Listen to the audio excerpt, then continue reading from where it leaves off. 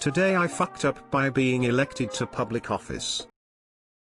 This fuck up happened last Tuesday on election day, but we only confirmed the truth. My wife and I live in a very small town of less than 500 people. We are transplants to the town, so we don't know that many people. Most of the people I know are former students. As we started researching election candidates, we learned that no one was running for the office of town constable. I joked about writing in one of my former students I will call Nate because he lives down the road and is just about the only person I'm really well acquainted with. When election day rolled around, my wife texted me a picture of Nate's name written in under constable, and I voted after work. I decided to have a laugh and write him in as well. Here comes the fuck up. I had a little giggle and sent Nate a message that we wrote him in. He decided to retaliate in kind. He had already voted, but his family had not. He sent out a few texts to family members and found a small number of people to write my name in for constable. Well, it turns out his small number was enough. In a tiny town like ours, only about 100 people vote in an off year, and just about no one wrote in anyone for constable. In fact, it was exactly 2 votes for Nate and 3 for me. So now,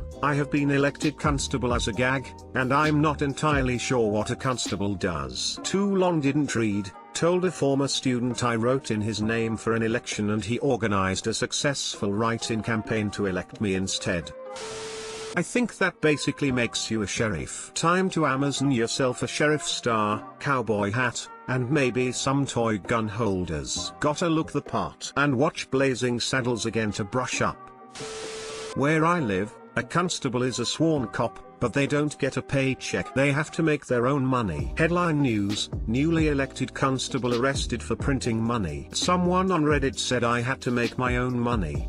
He said while being ushered into the police cruiser. Demand a recount. You need an assistant constable to do all the work. Deleted. Today I fucked up by running into a lady, making her lose her eye. This didn't happen today, but some 20 years ago. I was in my early 20s and was with another friend visiting a friend that lived in Germany. I'm from Denmark. It was a prolonged weekend stay where you can just take the train all the way. We were heading home, and had packed sleeping bags and pillows into our duffel bags. My pillow was peeking out of the top, as it did not fit fully. We arrived late to our train going back home, so we were rushing down the platform to try and reach it, but in our rush we ran into a lady waiting for her train. I hit her with my bag, where the corner of my pillow somehow hit her in the eye. It hit in such a way that it somehow cut her eye. It was bad.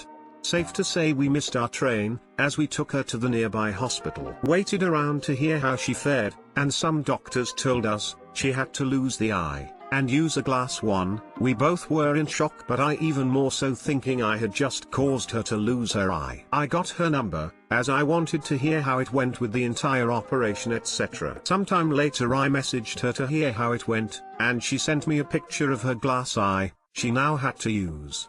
I was mortified and felt incredibly guilty, so I went to visit her in Germany. Then while staying there, we kind of started to fall for each other, and everything just advanced from there. Now 20 years later I am happily married to her, and have 2 wonderful kids. Too long didn't read. I ran into a lady, hitting her with a pillow, making her lose an eye, then later marrying her.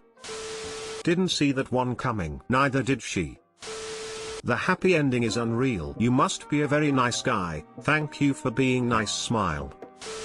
Or, that's so sweet. She right from the very start took it all. In my opinion, incredibly chill. I can't imagine how I would react, losing an eye to a random guy rushing to reach their train. She's such a wonderful woman, and yes, we do laugh about it. Often we get jokes along the lines of love indeed do make you blind it seems, or at least lose an eye.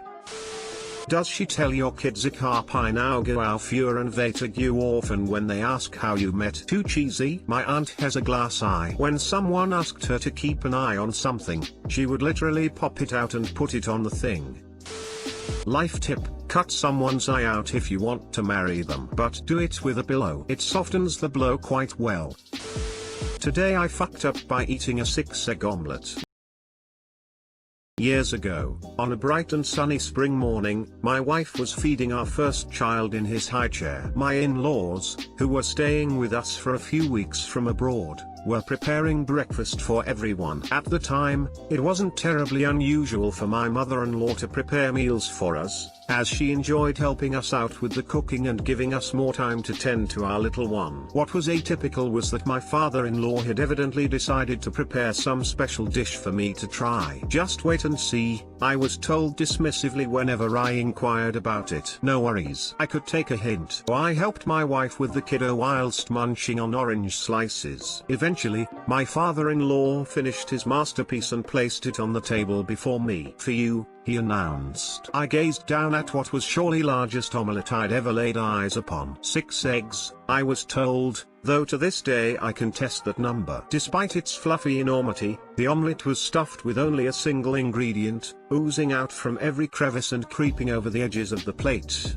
blue cheese. "He likes blue cheese," my wife told me, referring to my father-in-law. "It's his favorite." Evidently, my in-laws had had trouble acquiring this particular type of cheese in their homeland, so he always made it a point to acquire some whenever they visited. I nodded, still entranced by the sight of this, the king, nay, emperor, of blue cheese omelettes. At this point, it might be helpful to list a few more factors that you, the reader, might sew together to build a tapestry of my mindset at the time. I am American. As such, I have had exposure to the typical variety of American, and Americanized, cuisine. As it happened, I did enjoy a tasty omelette, and was willing to challenge a large one if I happened to wake up with a suitable appetite. Admittedly, I'd never sampled a blue cheese omelette, to my recollection, but I've eaten blue cheese and had no particular aversion to it. On the other hand, I was at least somewhat taken aback by the enormity of the breakfast creation that rested before me. Surely no one would prepare an omelette of such bulbous, swollen girth for someone who wasn't, say, an NFL player, or a bodybuilder, or The Rock. I mean, wow. This was an omelette. But my father-in-law did say that this was for me. And I didn't want to offend my in-laws, to whose culture I was still acclimating myself. So, I nodded, smiled appreciatively, took up my cutlery,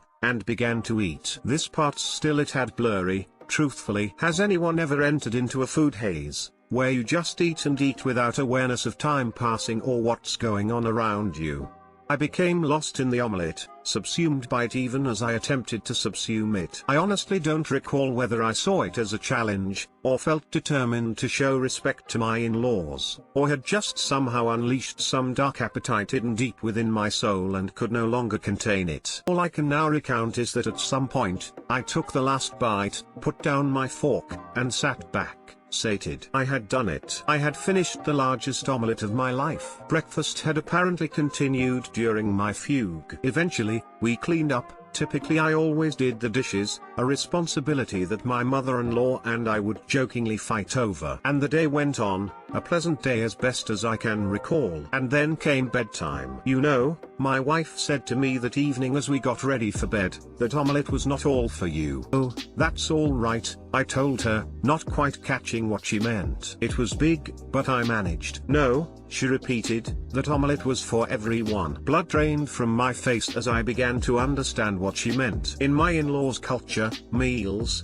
even breakfast, were usually served as dishes in the middle of the table, from which everyone takes a share. Typically, these dishes are served with large serving utensils, spoons and such, so you could take as much as you'd like and put it on your plate. I'm sure everyone's eaten that way. I've eaten that way as a family, but I'm just an uncultured American. And someone put an omelette in front of me. Omelettes aren't shared, right?